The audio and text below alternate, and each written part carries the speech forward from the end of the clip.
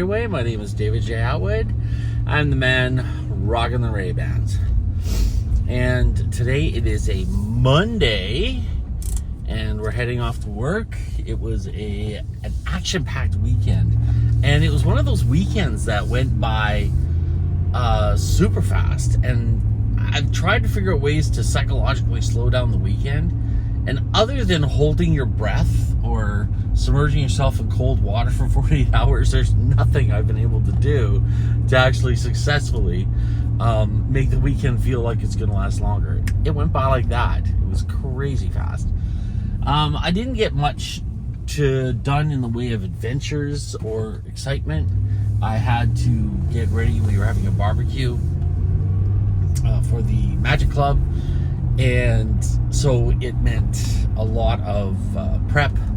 It's amazing how much cleaning you have to do when you have a party, and you don't even think about it. Like, I thought my front porch was clean, and when I started actually cleaning it, actually going through the work to clean the front porch, I realized, oh, there's a lot of things that I let accumulate. So my advice is, every so often have a party, even if you don't need one. Gives you a chance to really clean things up and realize, oh, you know what? I do care if people see this on the side of the house or on the deck, or I want to make sure the medicine cabinet in the bathroom is properly organized. Just crazy things like this. It was a good time. We had a few magicians show up. My family showed up, and the toughest part of that was trying to get my family and the magicians to start talking to each other, and it did not work. My family sat out on the front porch, and my magic guests sat in the kitchen eating burgers and hot dogs and chips and scones. We had some scones.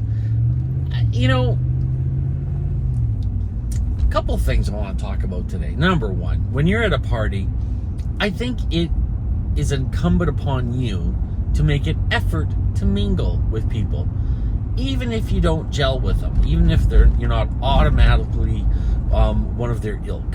Go to them, talk to them, listen to them, ask them questions, see if you can find that common ground. My family did not, so it was so I ended up going between the magicians in the kitchen to the family on the front porch and trying to, make sure everyone was okay. And of course, there's always someone whose nose gets out of joint that I don't spend enough time with them, so that was annoying. But it was good in the sense that I got to talk to some magicians, which I always like. And these guys, we actually got a chance to come up with some new ideas. And the great thing is the gelling of the minds, right? The minds coming together and starting to look at a problem and go, okay, what's another way around this?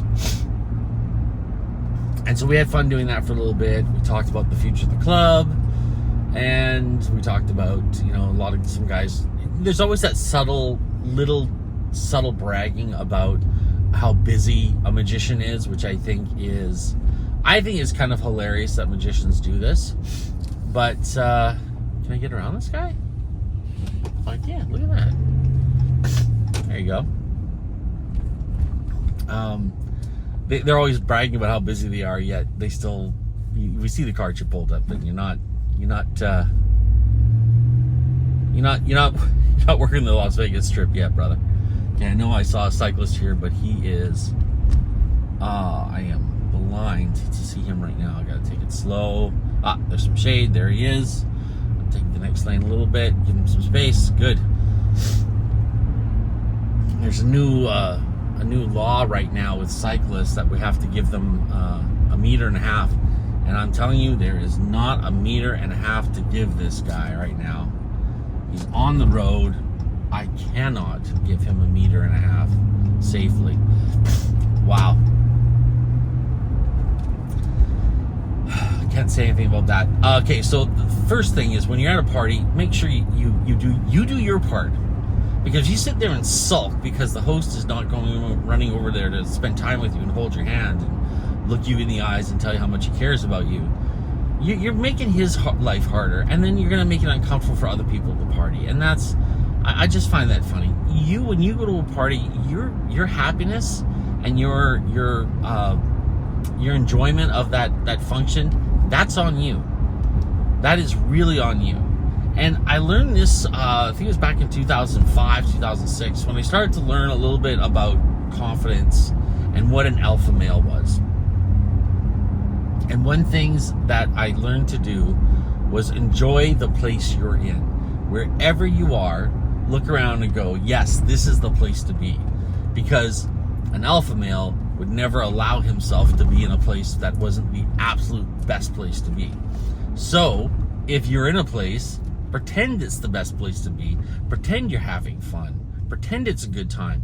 Look for things to focus on that make you happy. Don't sit there and sulk, because it just puts stress on everybody when you do that. You have to oopsies. There is actually a point. Oops, that just got loose there. Let's see if I can tighten that up while we're sitting at this light, and we're not sitting at the light anymore. Where is that? There you go. I think that's okay. I'll have to work on that a little bit. It might get a little floppy while we're driving. But you do. In life, you really have to take measures. You have to take control of your happiness. And if you sit there and go, okay, you know what? I don't like the fact that guy's wearing a purple hat. It's making me really angry. Like, I don't want people wearing purple hats when they're out at this party. Oh, damn it. Maybe I'll just hold it a little bit.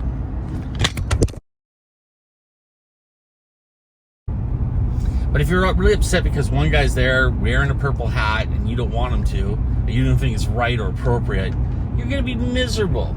And the worst part is, you make everybody else miserable. Oopsies.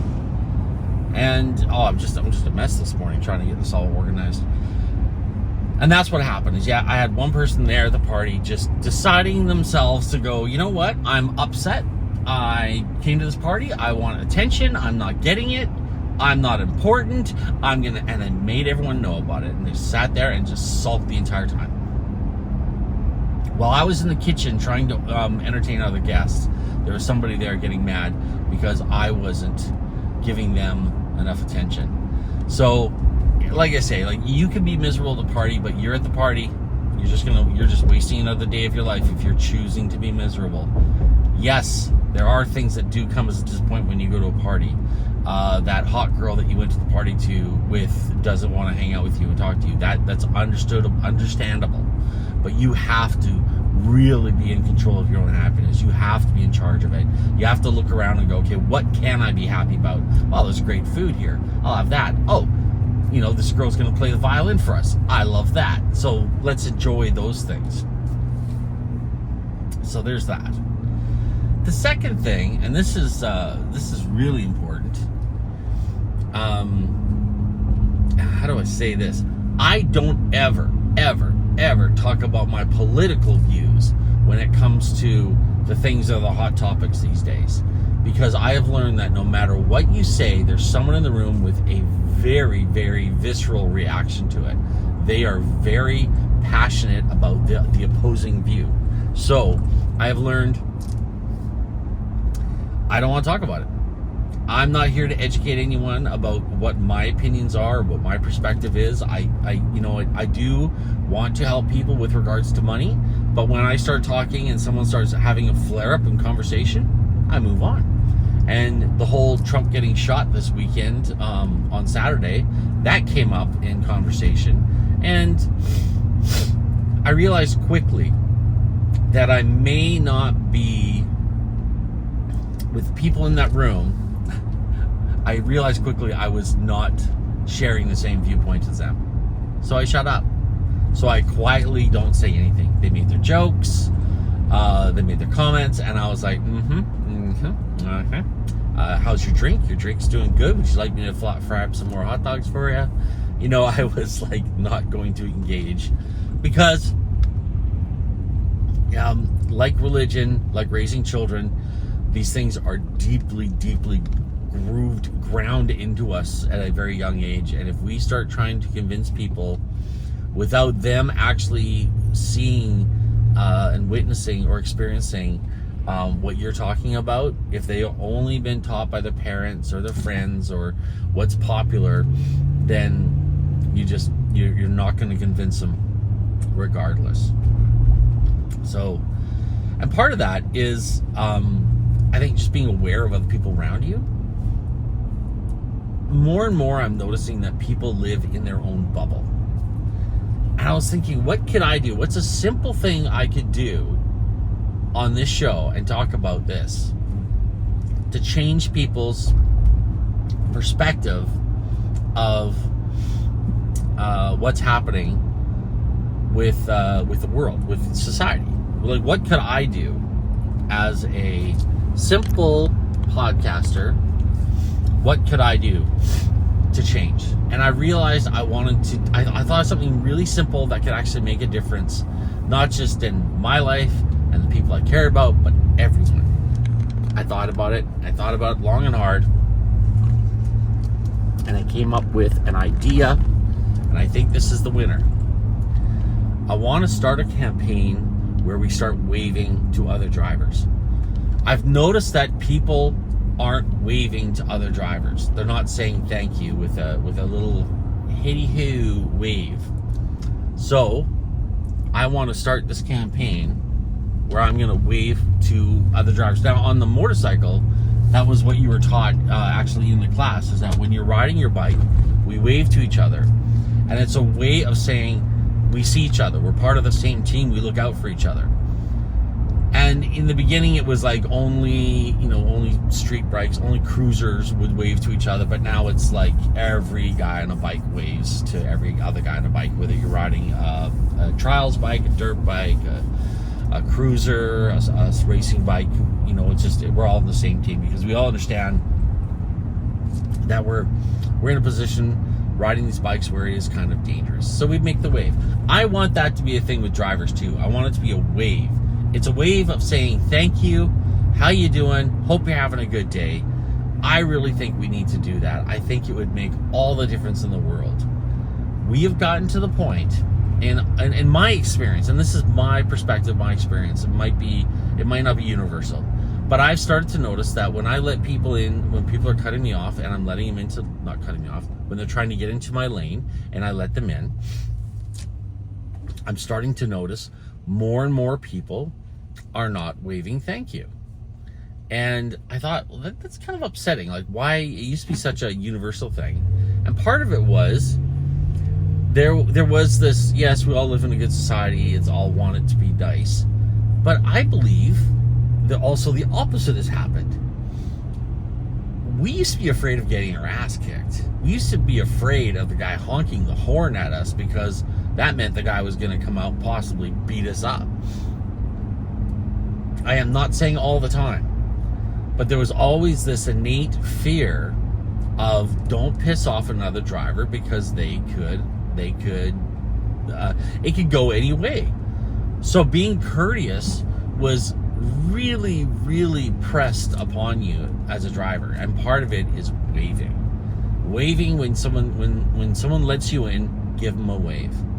Another thing is, of course, on the flip side of that, let people in. I have so many times let people in front of me and pass them the second light. People in front of me, if they're not how do I say this? If they are not a deliberate driver, like I am a deliberate driver. If they're not a deliberate driver, then they are going to be passed by me. It's that simple. I'm going to get around them. Me letting them in is not going to slow me down getting to my destination at all. Rarely has it happened. There's been a few times where I've had guys get in front of me and just ruin my commute home, or my need to get to the gym, or whatever the case is. But just let them in front of you. I'm not saying let the whole world in front of you. Let the odd person in front of you. I'd say, like, on every street, every turn you make, let one guy in front of you. on the same note, be aware of the people behind you, because if you let everyone in front of you, you're going to get the people behind you upset. And when someone lets you in, wave. It's so simple. Just give them a quick wave. Say, hey man, thanks for letting me in. Thanks for making this world a better place. Just a little wave like this. You know, if you have a roof, little V signal, little peace sign. Oh, another thing I do is, just to make sure that people don't get the wrong idea, I make sure my hands are spread wide, I make a big wave. But I think it's such a small thing to do to make the world a better place. Let's do that. Let's start the thanking other drivers. Thanks for the break campaign. Anyways, folks, thanks so much for listening. Make sure you hit the thumbs up if you're watching me on YouTube. Subscribe. If you haven't yet, make sure you check out financialfreeway23.ca. We're working on getting some more spreadsheets put together for everybody, because I love to build spreadsheets. And of course, as I always say, make sure you spread the good word. Tell people what we're talking about here. Tell people to be kind. Wave to your fellow drivers. Let's spread that good news. Spread that good word. Because we want everyone to understand that they have an inalienable right to live a life of abundance. Thank you so much, wherever you are in this beautiful world on this Monday. I hope you have a wonderful day. God bless.